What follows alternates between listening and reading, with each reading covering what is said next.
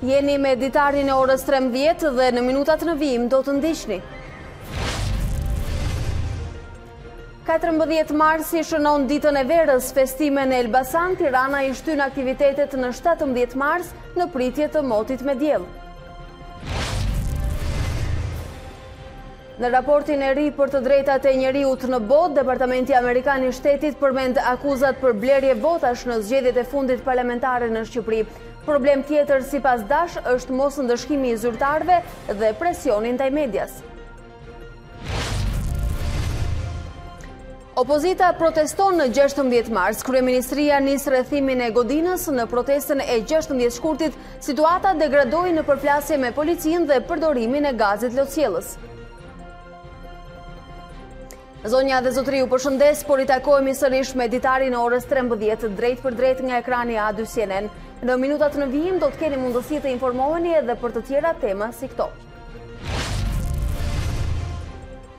11 persona janë vënë në pranga në Shkodër pasi jepnin dhe merrnin fajde në mënyrë të paligjshme tek qytetarët në operacionin e realizuar nga FNSH dhe Renea, sekuestrohen rreth 500.000 euro.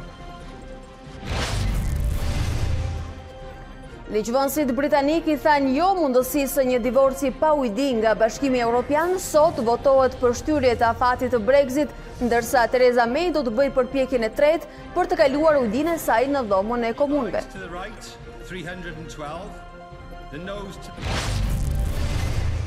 Liverpool dhe Barcelona plotësuan tetëshën e skuadrave çerek-finaliste. Anglezët ja dolën të triumfojnë përballë Bayernit 3-1. Barcelona me 2 gola dhe 2 asist të Leo Mesit i kundërpërgjigjet rivalit të tij të përjetshëm, Cristiano Ronaldos.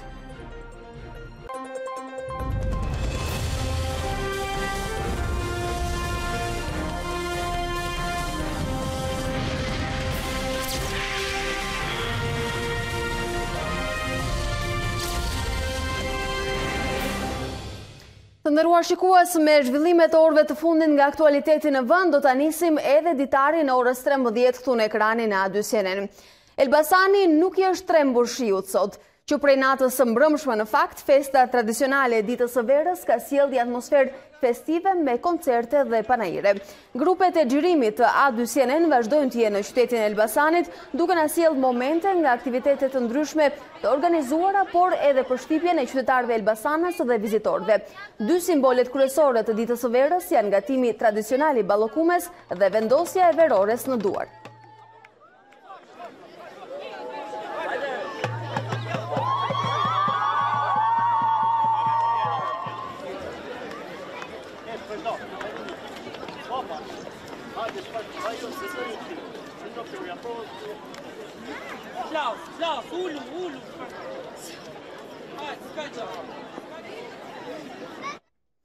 Për na e bërë më të afërt atmosferën e festës dhe gjithçka tjetër që po ndodh sot në qytetin e Elbasanit, do të jetë në këto momente në komunikim të drejt për drejt Ornela Joti. Ornela, përshëndetje sërish, faleminderit që jeni me ne në këtë komunikim. Ku je aktualisht, në cilën pjesë të qytetit të Elbasanit dhe cili është aktiviteti që po ndjek? Në fakt, Alba, unë jam zhvendosur nga bulevardi kryesor i Elbasanit në një nga pikat e shitjes ballokumeve. Si që thatë edhe ju pak me herët, ballokumja është në mbërësira tipike e ditës së verës dhe elbasanasit jo vetëm që nuk i trëmben motit apo dhe shiut, por ruan me fanatizëm të gjitha, le themi, traditat e kësaj feste. Në këtë pikë ku tregtohen dhe prodhohen ballokume, mund them që sot është arritur rekordi prodhimit. Një nga vajza do të më tregoj se si prodhon, madje është duke mbërritur një nga, le themi, tavat me ballokume, të cilat vinë në furrë dhe tregtohen për qytetarët. Përshëndetje. Përshëndetje. Këtu vjen era ballokume, era gjallë. Po. Që kur keni filluar t'i bëni? Ne kemi afër 1 muaj e gjysmë që kemi filluar t'i bëjmë. Çdo ditë ka pasur kërkesa të shumta, por normalisht sot është një ditë më e kërkuar. Ballokumet neve i bëjmë tradicionale. Janë ballokume apo ballokume? Ballokume. Ato janë tradicionale, ne i bëjmë siç i bëjmë në shtëpiat tona. Në furrën tonë bëhen me ves fshati, me gjallë fshati. Normalisht kanë atë përbërësin e veçantë, që ne i quajmë finj, që e mban ballokumen e butë, dhe pjekja normalisht që ka atë kohën e vetë, normalisht dhe... Sa ballokume keni tregtuar sot? Ose Një numër të saktë nuk mund ta them sepse ka pasur shumë shitje dhe shumë kërkesa dhe vazhdojmë kemi akoma. Mund them se mbi 15 fura deri tani, diçka e tillë. Nëse do ta kthenit në numër ose nëse do ta krahasonit me prodhimin e bukës në ditë të zakonshme? Jo, ja kalon prodhimit bukës në ditë zakonshme. Normalisht mund të arrijë diçka te 3.000, 4.000. Nuk ta jap dot një numër të saktë. Vetëm nga kjo pikëshitje, vetëm nga kjo pikëshitje, sepse ne kemi edhe 4 pika të tjera bashkë me këto 5. Dhe normalisht shitjet kanë qenë të larta. 4.000 ballokume vetëm këtu, po, vetëm këtu. Sa është çmimi një ballokumeje? Ne çmimi ballokumës tote ne është 100 lekë, 1000 lekë. Dhe klientët nuk i tromben fare këtij çmimi sepse përderisa ballokumja është tradicionale, si në shtëpi ato vinë, ai provojnë dhe e marrin sërish. Në fakt, ballokumet që tregtoheshin në bulevard apo në sheshe kanë pasur diku te 50 lekë, 500 lekë të vjetra. Ka ndryshim nga ato që tregtohen pikat e tjera? Ta shpjegova edhe pak më parë, normalisht ndryshimi është i madh. Nëse ju do të merrni një ballokume te fura jon, ta provoni, dhe një në bulevardin e Elbasanit, normalisht i ka ndryshim, sepse përbërësit këtu te ne janë bio, do me thënë, ves fshati, gjel fshati, finjan, dhe çdo gjë është bio. Do jeni lidhur me ndonjë pularise, nuk ka mundsi 4.000. Po tani jemi munduar që të gjejmë, i kemi klientë ato që i blejmë gjithmonë çdo vit dhe normalisht që kanë qenë kryesisht qytetarë nga Elbasani që kanë bler ballokume apo kanë qenë edhe të ardhur nga qytete apo edhe jashtë Shqipërisë? Po. Klientët kanë qenë normalisht elbasanësit që kanë besim në duart tona, por kanë qenë të shumë dhe klientët e ardhur, Tiranas, Kosovar ka pasur shumë, edhe nga qytetet dhe rrethet e tjera të Shqipërisë. Normalisht ka pasur dhe të huaj që kanë ardhur për qytetas të huaj. Po të huaj. Italianët, francezë ka pasur, shumë, bulgar. Në fakt sot nuk ka rënë shi, por gjithsesi nuk ka qenë moti mirë. E keni menduar ndonjëherë për ta shtyrë ditën e verës për te 14 marsit, siç po ndodh në Tiranë për shembull? Faktikisht ju trembëm pak kohës, por faktikisht Zoti ishte me neve dhe neve na ecim bashkë sot. Po gjithsesi nuk është era e parë që bieshi për ditë verë? Jo, absolutisht. Gjithsesi festa vazhdon normalisht. Ju festimet e ditës verës në një ditë tjetër? Ne nuk mund t'i shtym sepse dita tradicionale është 14 marsi dhe për elbasanasit 14 marsi do ndjeli gjithmonë. Të falenderoj. Faleminderit juve, gjithë nga. Ndërkohë Alba, unë po përpiqem të marr disa nga blerësit të cilët, siç pam edhe në minutat më përpara, vetëm ballokumja është produkti tyre i kërkuar. Përshëndetje zonjë. Përshëndetje. Nga dy CNN. Gëzuar festën, ju e festoni? Gëzuar edhe juve. Jeni nga Elbasani? Nga Elbasani. Mund të më tregoni, ju nuk e bëni vetë ballokumen? Jo, e bëjmë edhe vetë, po kur s'kemi mundësi dhe blejmë që zotit janë ba dyqanet plotër për plot, bajnë amërsirat mrekullueshme. Ka ndonjë ndryshim nga ajo që ju gatuani në shtëpi apo në natyre? I gatuani shumë mirë, super. Unë bilestani në moment, po marrë edhe revani, edhe ballakume do t'i çojnë në Greqi ke vajza. A ja dërgoni vajzës në Greqi? Vajzës në Greqi. Se e kërkon? Janë tradicionale dhe i kërkojnë. I kanë, do më thënë e ndjejnë, i përdorin në shtëpi se kur janë në qytetin e vetë, se janë të lindur e të rritur në Elbasan. Mi qënë se ju jeni Elbasana, se a mund të ta festoni ditën e verës një ditë tjetër për te i 14 marsit? Jo, s'ka mundësi, ajo dita është shnuar, edhe është vendosur, nuk është vendos nga neve, është vendos nga dikush tjetër. Dhe ajo është festa e luleve që vjen aq bukur, aq këndshëm. Edhe shqyqyr Zotit faleminderit, koha mbajti shumë mirë. Në Tiranë do festohet në 17 mars, do vini në Tiranë ta festoni? Jo, absolutisht. Është gabim kjo që ndryshohet data. Nuk mundet të ndryshoj datën ai kryetari i bashkisë pas një. Kjo është datë që është vendosur nga të tjerë dhe është festë tradicionale që është bërë vit për vit, sido që t'jetë koha, sido që të vendoset. Tash këto mendojnë për të mirën e popullit, që ashtu në diell është pushim. Po?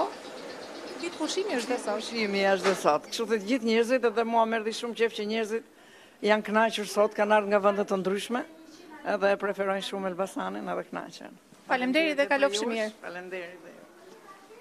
Po Alba. Ornela, ballakumja duke se është kryefjala e festës së sotme, jo vetëm në qytetin e Elbasanit, por në shtëpitë e të gjithë shqiptarëve. Unë falenderoj që solle këtë epizod kaq interesant në këtë komunikim të drejtë për drejtë. Uroj të kaloni edhe disa orë të bukura festën e Elbasan, bashkë do të festojmë të dielën në kryeqytet. Ndërkohë, në Tiranë, dita e verës ka nisur të festohet në vitin 2004, pasi ajo u zyrtarizua si festë kombëtare. Kjo ndodhi disa javë pas protestave të opozitës për largimin e qeverisë së Fatos Nanos. Këtë vit, festimet u shtynë për ditën e diel. Kryebashkiaku i Tiranës, Erion Veliaj, parashikonte rrebeshje shiu, çka do të rrezikonte sipas tij aktivitetet e planifikuara, ndaj u vendos që ato të mbahen ditën e diel. Ju keni ardhur nga Prishtina vetëm për të festuar ditën e verës. Në fakt është hera e parë që vini këtu? Hera e parë është që vini këtu. Edhe ndihmë shumë kënaqësi këtu, sa vendi shqiptar. Si u duket atmosfera sot në Elbasan? Shumë mirë është atmosfera. E bashkë kisha dëshirë të vi të vizitoj këtu për këtë fest të pranverës. Është hera e parë që ti e feston në skem? Po. Çfarë do bësh sot? Kemi një valle popullore me grupin e kërcimit dhe më pas me familje. Gjuar ditën e verës gjithë Elbasanlit. Po shqiptarëve? Edhe Ju urojmë suksese në jetë. Keni bërë ballokume në përshpi tuaj? Po, normalisht që po. Si funksionon? I shpërndani tek familjarët? Apo i shisni apo? Jo, ndani tek familjarët. Shur stradina që duhet i shpërndani? Po. I ndani me njëri tjetrin? Po. Sot është dita juaj e verës. Ju jeni nga Elbasani? Në Elbasani jemi. E keni festuar prej sa vitesh? E kemi kushëdin se sa vitës, që se kam qenë beba vogël, e festojmë, po ishim fshati, kemi ardhur në qytet. A ka ndryshuar tradita e ditës verës? Ka ndryshuar shumë bukur. Si çdo ditë vere, e pam se 14 marsin e Elbasan nuk ka ndryshuar, elbasanasit, por edhe vizitorët kanë festuar ditën e sotme dhe ne sollëm të shkëputura disa fragmente nga ky qytet. Ne rikthehemi të tjera zhvillimeve duke mbetur tek politika. Në raportin e ri për të drejtat e njeriut në botë, Departamenti Amerikan i Shtetit përmend akuzat për blerje votash në zgjedhjet e fundit parlamentare në Shqipëri. Problem tjetër sipas Dash është mosndëshkimi i zyrtarëve dhe presioni ndaj medias. Akuzat për blerje votash në zgjedhjet parlamentare të vitit 2017 përmenden mes problemeve kryesore në Shqipëri, në raportin e Departamentit Amerikan të Shtetit për të drejtat e njeriut në botë. Dash mbështetet në përfundimet e vëzhguesve të OSBE-s. Garuesit patën mundësi të bënin fushat lirshëm dhe lirit thelpsore u respektuan. Vazhdoi politizimi i organeve dhe institucioneve që merreshin me zgjedhjet dhe gjithashtu pati akuzat të shumta për blerje të votave dhe presione mbi votuesit, lëkundën besimin e publikut te procesi zgjedhor. Departamenti Amerikan i Shtetit përmend gjithashtu mosndëshkimin e zyrtarëve që kryejnë abuzime, korrupsionin dhe presionin politik ndaj medias së pavarur. Zyrtarët, politikanët, gjyqtarët dhe persona me interesa të fuqishëm biznesi shpesh ishin në gjendje të shmangnin ndjekjen penale. Në përgjigje të kësaj, autoritetet kanë ndërmarrë një vetting të monitoruar ndërkombëtarisht të gjyqtarëve dhe prokurorëve dhe kanë skualifikuar një numër të konsiderueshëm zyrtarësh për pasuri të pashpjegueshme ose lidhje me krimin e organizuar. Raporti thekson gjithashtu se media e pavarur ishte aktive dhe shprehur një larmi pikpamjesh, megjithse pati përpjekje për të ushtruar presion politik dhe ekonomik të drejtë për drejtë dhe të tërthort, duke përfshirë kërcënimet dhe dhunën ndaj gazetarëve, që u përpoqën të hetonin krimin dhe korrupsionin.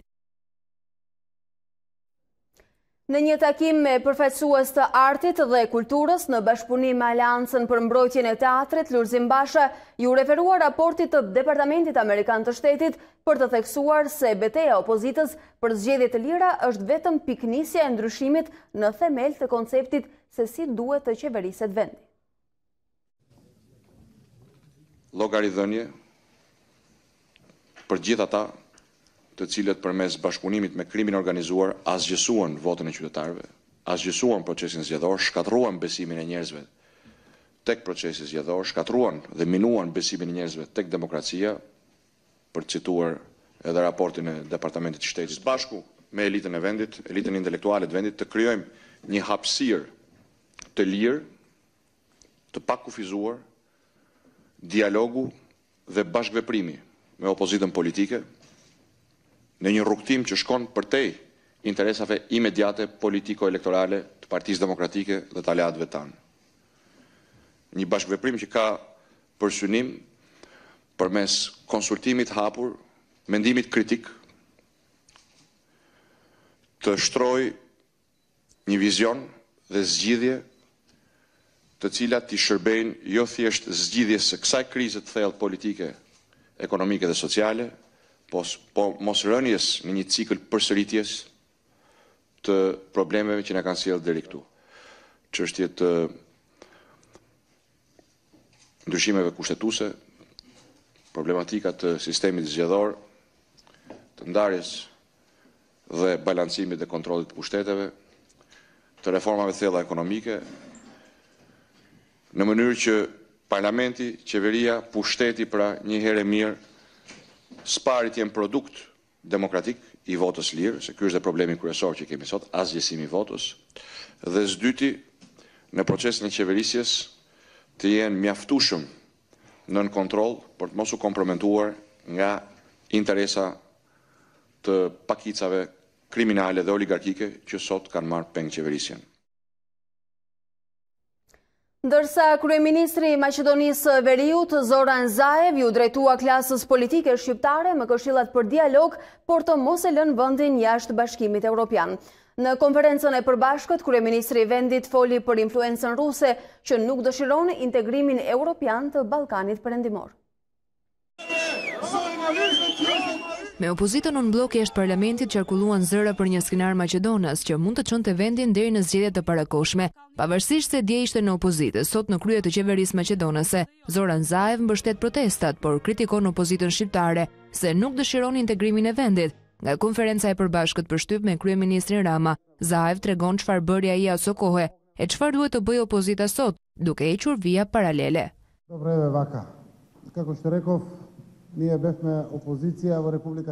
Unë si Zoran Zaev nuk isha në opozit para 100 vjetësh. Thjesht 21 muaj më parë isha në opozit, por nuk lejuam të japim përshtypjen para evropianëve se jemi kundër fillimit të bisedimeve të vendit ton me BE-n. Unë lusja leadershipin evropian për vendin tim që të na japin datë për bisedimet. Vetëm nëpërmjet dialogut mund të ketë zgjidhje. Nga ana e tij, shefi i qeverisë shqiptare foli për Schengenin ballkanik dhe bashkëpunimin ekonomik pa kufi. Por ky dhe Bashkimi i Ballkanit me familjen europiane nuk hyn në preferencat e Rusisë, shtoi Rama, duke lënë të kuptohet se kush punon kundër këtij interesi i shërben ndikimit rus. Rusia nuk është një vend tifoz i Bashkimit Evropian, të bashkohemi me familjen europiane. Sa herë që kjo agjendë synohet, aq herë kush nuk është tifoz i Europës pa diskutim që sheh një oportunitet. Me zbatutash, kryeministri shqiptar para përgatiti homologun Maqedonës për të larë borxhin, duke e paguar ai këtë herë drekën e mbledhjes së përbashkët të dy qeverive, që do të mbahet në verën e këtij viti. Mikprisni dhe ju që duhet të paguani shpenzimet e drekës.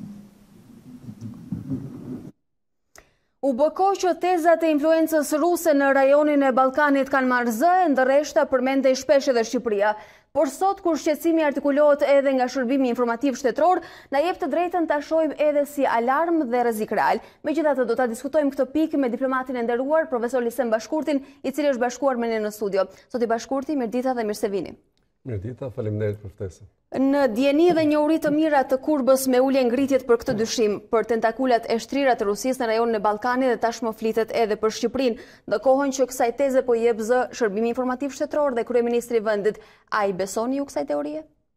Pa dyshim, tani më nuk përbën ndonjë të re, as për politikën, as për diplomacinë dhe media dhe opinionin publik, përpjekja e Rusisë për të rritur prezencën dhe zgjeruar ndikimin e vet në Ballkanin Perëndimor. Kjo tashmë është provuar edhe me fakte nga zhvillimet e vjetëve të fundit në Malinezi, në Maqedoni, në Serbi, në disa dukuri dhe simptoma në Kosovë, por edhe në vendet tjera, përfshirë edhe Shqipërinë. Tendenca për të rritur prezencën dhe ndikimin në jetën politike të vendeve nga Rusia është vërtetur edhe në vendet e Bashkimit Evropian, në mënyrë të veçantë në Brexitin, në ngritjen e lëvizjeve nacionaliste, fobiste, euroskeptike, populiste.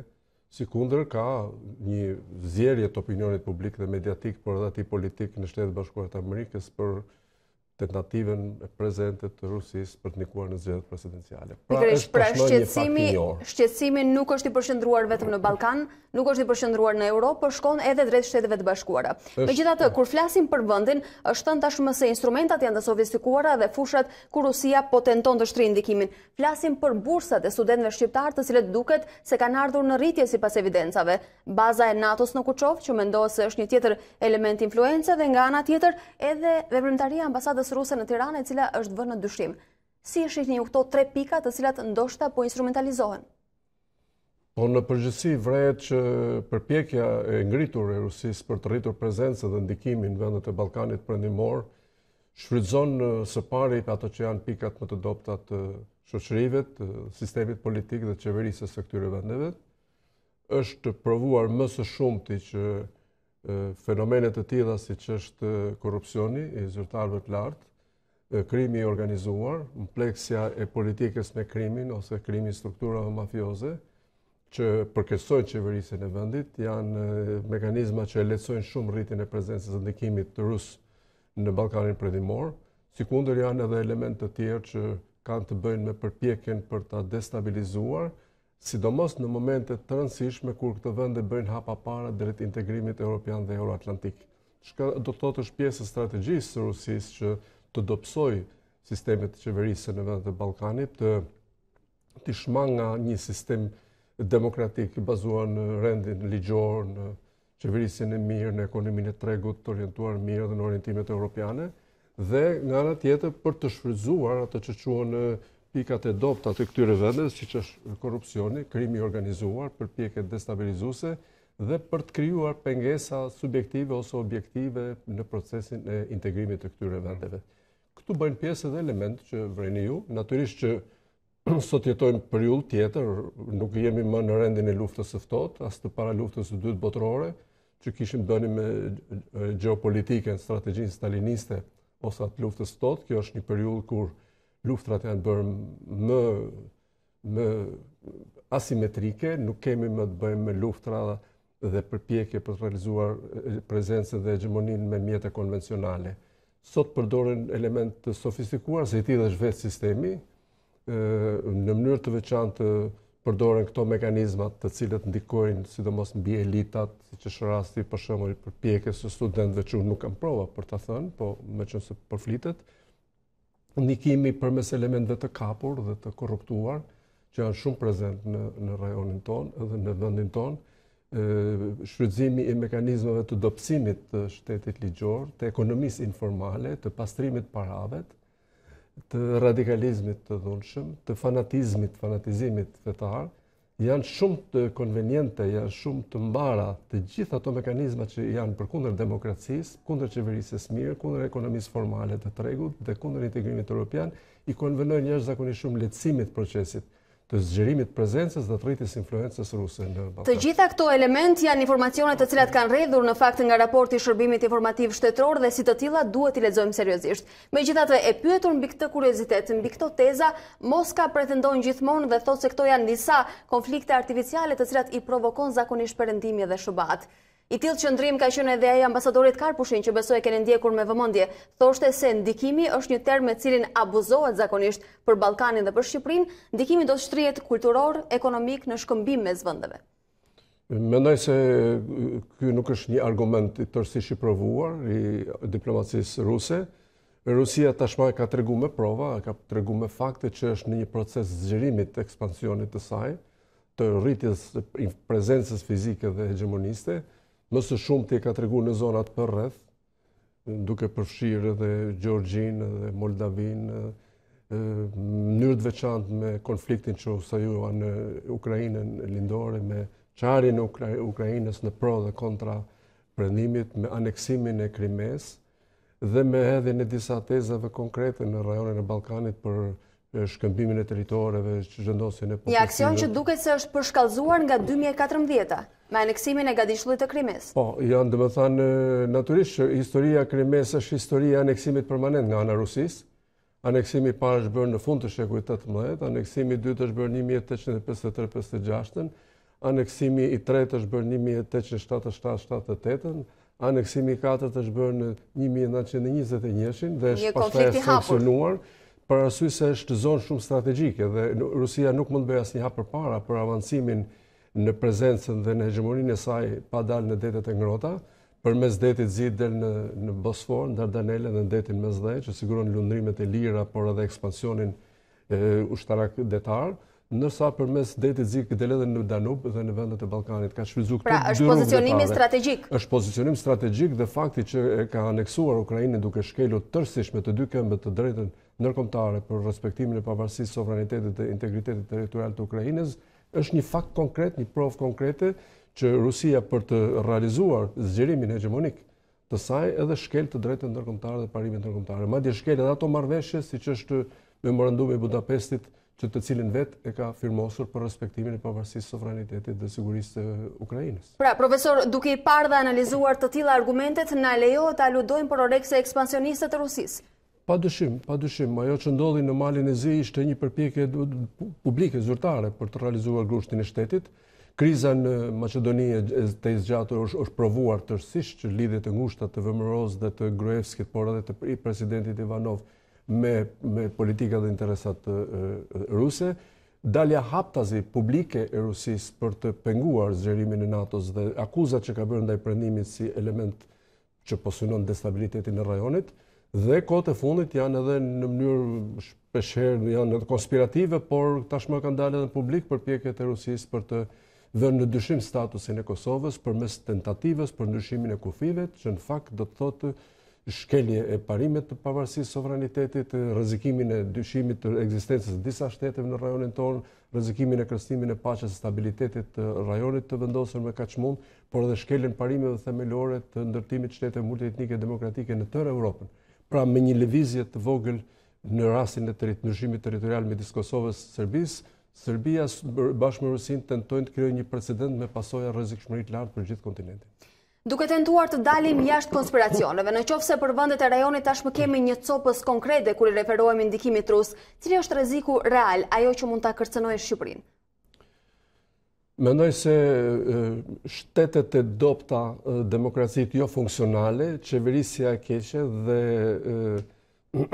përpjekjet destabilizuese të herpashershme janë mekanizmat kryesor që krijojnë hapësira përpjekjes së Rusisë për të zgjeruar prezencën dhe hegemonizmin. Duhet pranojmë që neve vazhdojmë të mos jemi shteti konsoliduar dhe demokraci funksionale. Sot dëgjova sërish liderin e opozitës që lind nevoja për të bërë prapë ndryshime kushtetuese. Le të kujtojmë që kushtetuta amerikane ka mbi 200 vjet që qëndron stabilitetit të saj. Ne kemi ndryshuar kushtetutën rreth 14 herë brenda 70 vjetëve shtet, që të thotë brenda 7-8 vjetësh i takon një mesatare ndryshimit kushtetues. Kushtetuta është ligj themelor, pra është ligji i themelit. Çfarë do ndodhte me një godinë në qoftë se çdo 10 vjet ne tentonim të ndryshonim themelin e një banese, padyshim që ajo do kolapsonte përballë çdo krize. Dhe kjo do të thotë që ne vazhdojmë të jemi vendi destabilizuar nga pikpamja kushtetuese, institucionale. Kemi probleme me qeverisjen e mirë, për sa kohë korrupsioni, kultura mos ndëshkimit zyrtarëve të lartë, kemi dukuri serioze siç është lidhja politikës me krimin ose cënimi i të drejtës së votës dhe i respektit të vullnetit të qytetarëve për zgjedhje në mënyrë të lirë të ndeshme institucionet e veta, janë të gjithë mekanizmat që krijojnë plasaritje, të cilat krijojnë mundësi shumë të lehta penetrimit të prezencës dhe hegemonisë ruse. Zoti Bashkurti, a mund ta quajmë vërtet koincidencë që sa herë trazohen ujrat e brendshëm të politikës së brendshme shqiptare, atëherë shtohen edhe zërat për shtimin e influencës ruse? Jo çdo gjë është e provuar, lypet të jemi shumë serioz kur është fjala për të mbajtur qëndrime, për të bërë deklarime, ndërmarrë veprime në marrëdhënie ndërkombëtare. Rusia është shtet i madh, është fuqi globale, është globale territorialisht, se ka 1/5 e territorit të botës, është globale si fuqi ushtarake, është fuqi bërthamore, është globale se merr pjesë në Këshillin e Sigurimit, që është organi kryesor vendimmarrës i paqes së sigurisë në botë, është globale edhe për arsye të lidhjeve tradicionale ndikimit që kanë sistemin politik ndërkombëtar. Si e tillë ajo ka interesa globale, ka interesa për zgjeru prezencën e saj, por problemi themelor është që Rusia ka ndërtuar vetvete një demokraci hibride, një demokraci që tani ka marrë epitetimin putiniste, kompleksja dhe centralizimi i pushteteve është karakteristike e Rusisë, mos shkputja dhe mos balancimi i pushteteve është gjithashtu karakteristik, pleksa serioze e politikës me oligarkët ekonomik dhe me ekonominë informale, si dhe përdorimi mekanizmave të tjerë që bëjnë në tërsinë e vetë ta shndrojnë në sistemin rus, një sistem putinist, pra si sistem mix ku autoritarizmi me disa element të pluralizmit, centralizimi i pushtetit me disa element të liberalizmit, kontrolli nga lart poshtë me disa përpjekje për demokraci nga poshtë lart, bashkëjetojnë në një model i cili shkret i ndryshëm nga ai që ndërton vendet e Bashkimit Evropian, Shtetet Bashkuara të Amerikës. Rusia, profesor, pa diskutim që është një potencial i jashtëzakonshëm dhe këtë nuk e vëmë në dyshim, por kjo është një frikë reale e autoriteteve shqiptare apo po përdorim këto elemente të shumë të diskutueshëm në një situatë si kjo? Mendoj se janë të dyja, pra ka një bazë reale shqetësimi për rritjen e prezencës dhe të hegemonisë ruse dhe të përpjekja për të instaluar një model hibrid putinist në demokracitë perëndimore, çka do të thotë një tendencë për t'i larguar nga modeli euroatlantik, sistemi politik, juridik dhe ekonomik të këtyre vendeve, por pajtohem me ju që ka edhe përpjekje abuzive për të arsytuar shpeshherë krizat, pa aftësia për të gjetur shkaqet themelore të brendshme, tenton me kriju shkaqe nga jashtë, ose dështimi i brendshëm nga ndonjëherë përpiqet të arsyetohet me përpjekje për destabilitet nga jashtë. Në rastin e krizës tonë konkrete, mund të ketë ndikime dhe prania dhe hegemonia në një fuqie me interesa jo euroatlantike, por ajo që është kryesore, ajo gjykoj unë, duke analizuar elementet e krizës, komponentet edhe mënyrën se si po shpaloset kriza, ajo është në radhë parë krize brendshme shqiptare, është krizë faktorit politik, krizë faktorit institucional, është krizë demokracisë dhe qeverisjes, është krizë mungesë rritjes së mosbesimit të qytetarëve. Dhe ndoshta vështirë e kamuflueshme, profesor. Për mua është vështirë e kamuflueshme dhe vështirë shumë shpeshherë dhe pa besueshme për të arsyetuar me ndikime nga jashtë. Unë ju falenderoj që ishit sot në studio. Faleminderit shumë juve.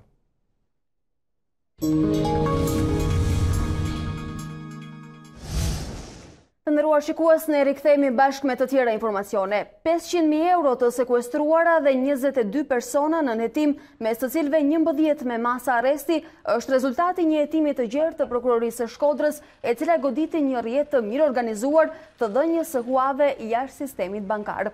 Hetimi zbuloi se personat përgjegjës i jepnin hua me interesa mjaft të larta, që arrinin nga 3 deri në 20% në javë. Mes personave të dyshuar për këtë aktivitet ka edhe zyrtar të gjykatës së Shkodrës dhe noter. Si pasojë e kësaj veprimtarie të paligjshme, personat e implikuar kanë përvetësuar pasuri të luajtshme dhe të paluajtshme si automjete, toka, apartamente dhe dyqane. Ashtu si edhe më parë, emërimet dhe lirimet në polici janë të lidhura ngushtë me emrat e ministrave të brendshëm. Por ndryshe nga paraardhësit e tij, Sandër Leshaj po rikthen në polici emrat të cilët më parë ishin liruar nga radhët e uniformave blu.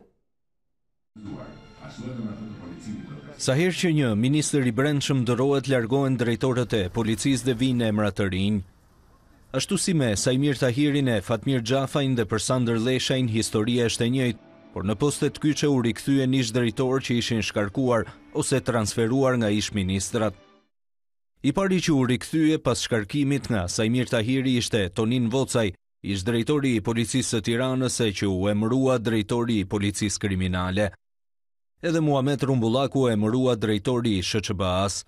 Të dy ishin larguar nga postet drejtuese menjëherë sapo pushtetin e mori Partia Socialiste në vitin 2013 dhe në krye të Ministrisë së Brendshme u vendos Sajmir Tahiri. Pas drejtorisë së përgjithshme të policisë, radha i erdhi drejtorive në qarqe. I pari ishte Kastriot Skëndera, i drejtori i policisë së Tiranës. Motivet e largimit të tij mbeten ende mister, por mësohet se Skëndera ju largua për shkak se nuk mundi të mbyllte protestën e banorëve të Astirit. Tashmë ai është emëruar këshilltar i Ardi Veliut.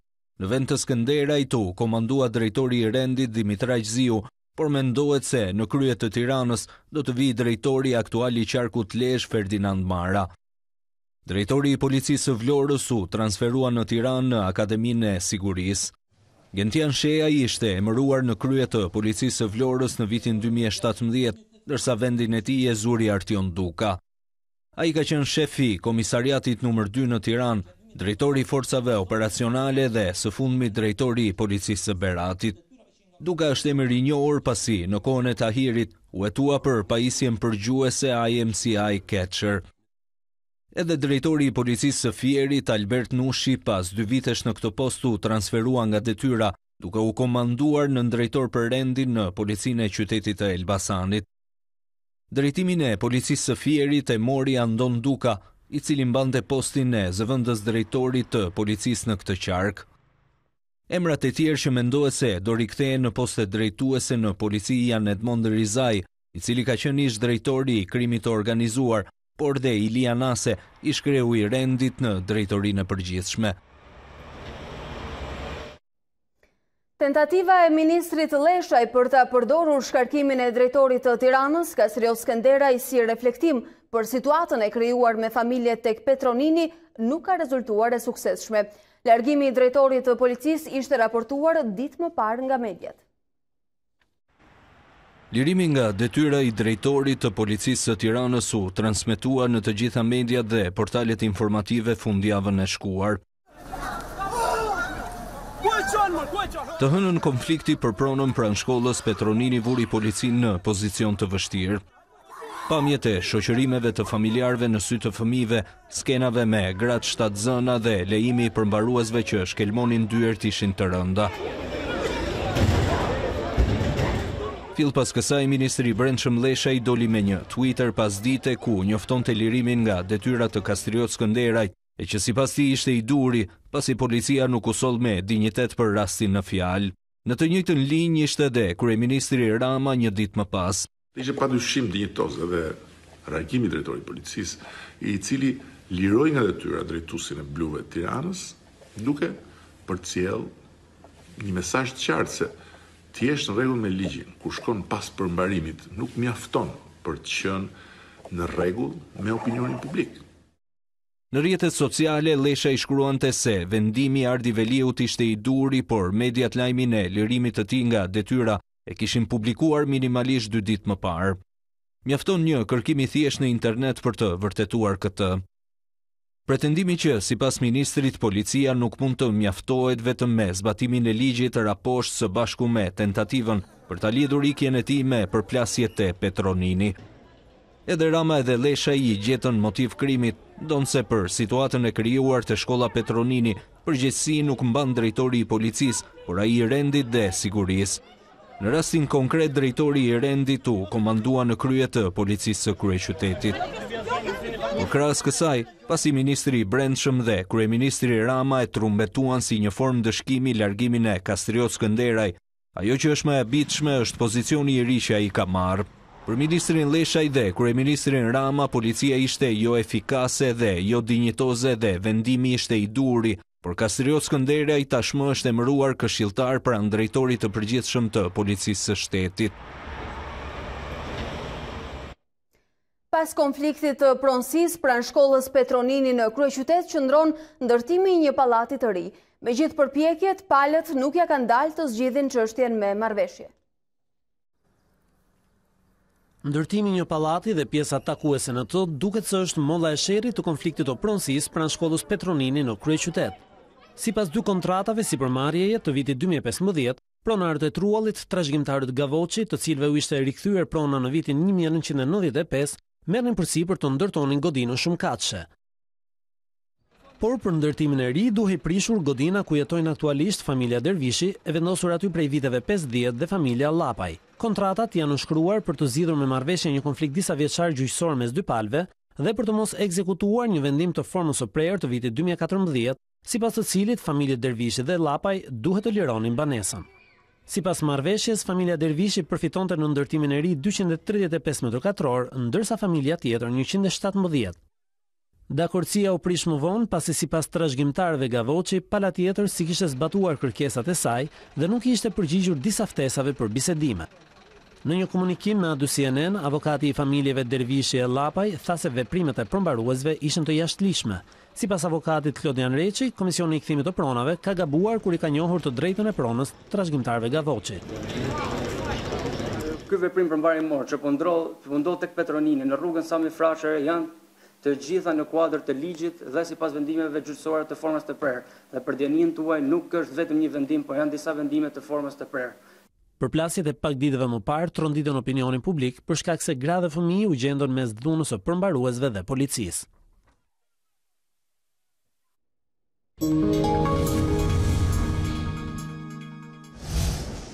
Zhvendosemi me informacion në politikën ndërkombëtare.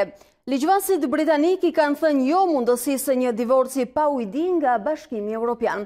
Sot votohet për shtyrje të afatit të Brexit, ndërsa Theresa May do të bëjë përpjekjen e tretë për të kaluar ujdinë e saj edhe në Dhomën e Komunëve.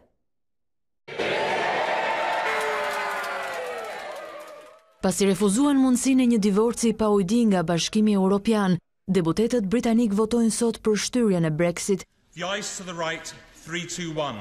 Kryeministrja Theresa May do të bëjë gjithashtu një përpjekje të tretë për të kaluar marrëveshjen e saj në parlament javën e ardhshme, edhe pse data nuk është vendosur ende.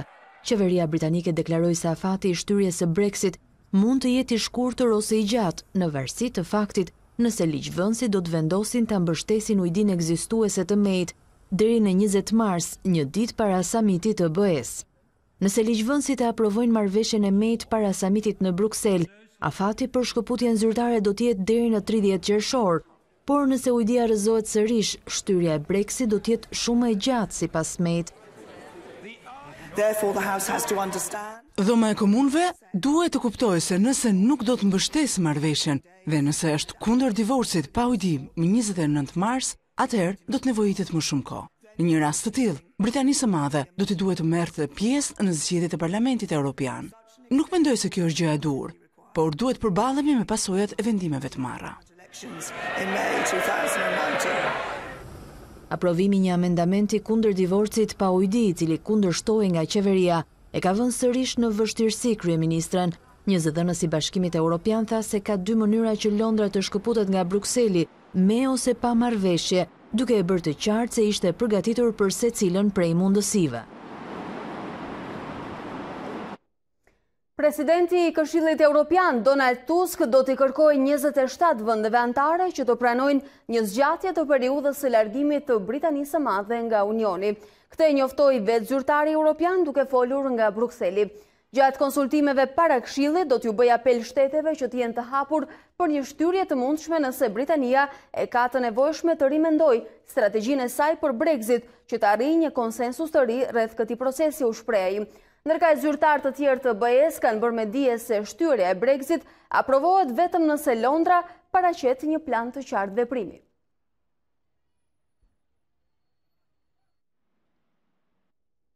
Ndërkohë, analistët mendojnë se me përjashtimin e mundësisë së largimit pa ujdi, qeveria britanike ka humbur shansin për t'i bërë presion Brukselit për një marrëveshje më të mirë. Qytetarët duken konfuz. Vijon situata kaotike në të gjithë Mbretërinë e Bashkuar për shkak të procesit Brexit dhe për të zgjidhur këtë ngërç politik, ministri britanik i financave Philip Hammond kërkoi bashkëpunim nga të gjithë ligjvënësit. Ujdia e kryeministres është një mënyrë perfekte për të ecur përpara. Përfshin kompromisin e qytetarëve. Nuk i jep çdo kujt pikërisht ato që dëshironte, por mund të parashikojë me një siguri të madhe se rezultati i procesit do të na jap ne eksaktësisht atë që do të donim. Por ne duhet të tregohemi të pjekur dhe të arrijmë një kompromis. Britania e konsideron hap pozitiv rrëzimin e planit të largimit pa ujdi nga Bashkimi Evropian, por ndryshe mendojnë ekspertët. Kjo bëri që Theresa May t'i hiqej aftësia për të përdorur largimin pa ujdi për të bërë presion e europianëve në mënyrë që të arrinte një marrëveshje më të mirë prej tyre. Pra largimi pa ujdi nuk është një opcion të cilin mund ta përdor Theresa May, gjë e cila limiton hapësirën e saj të negocimit me BE-n. Dërsa politikanët në Britani vijojnë të grinden, shpresat tek qytetarët për një zgjidhje të ngërçit sa vjen dhe zbehet. Ka shumë konfuzion dhe shpresoj që ata të arrijnë një marrëveshje dhe sidoqoftë të marrin një vendim. Nuk mendoj se largimi pa ujdi është një gjë e keqe. Bazuar në atë çfarë na kanë ofruar BE, nuk mendoj se kemi shumë opsione të tjera.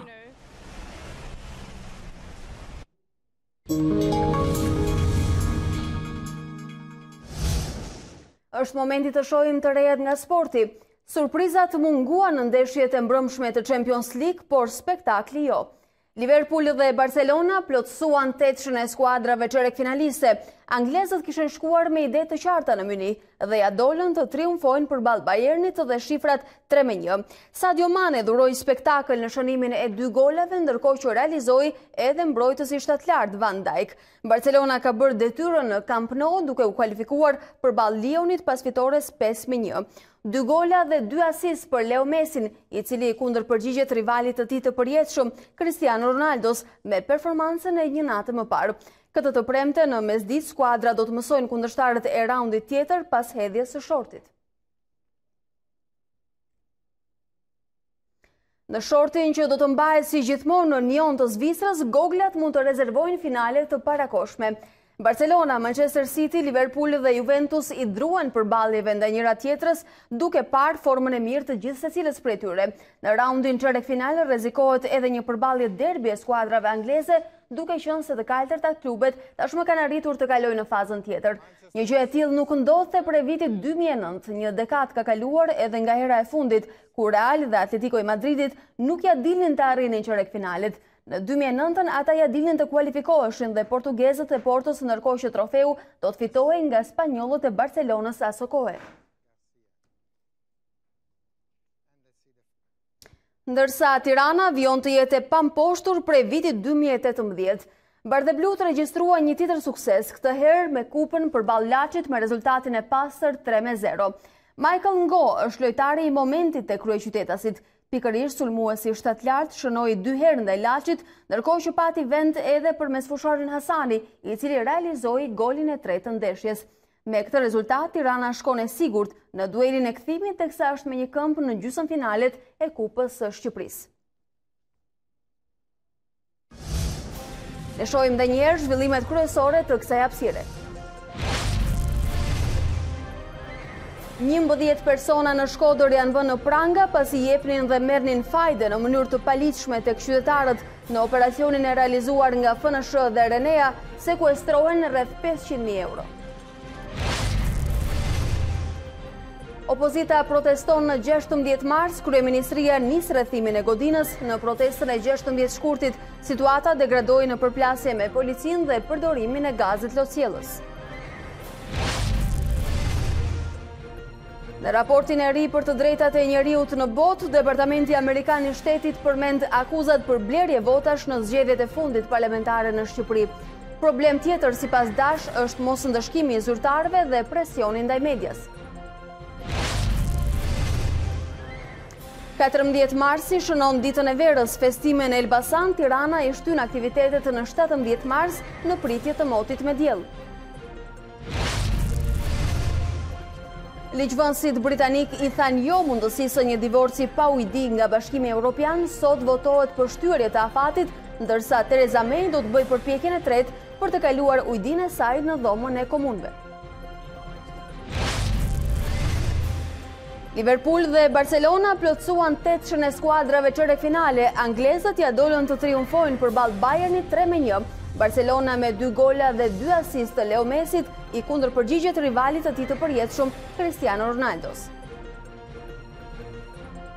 Zonja dhe zotri, kjo ishte gjithçka e përgatitur për Ditari në orës 13. Unë ju falenderoj për vëmendjen tuaj, bashkë ndajemi këtu.